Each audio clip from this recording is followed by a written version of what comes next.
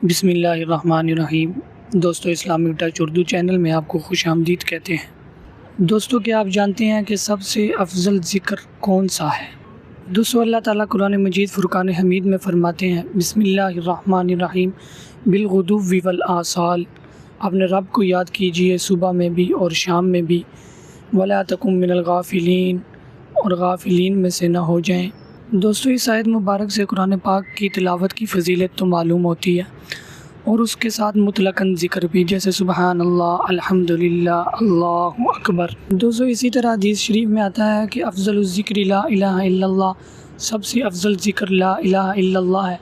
और दोस्तों, इसी तरह दूसरी हदीस है बुखारी शरीफ की, उसमें आता है कि दो कलिमात ऐसे हैं जो अल्लाह ताला को बहुत ज़्यादा महबूब हैं, ज़ुबान के बहुत हल्के हैं और मीज़ान के तराजू में बहुत भारी हैं।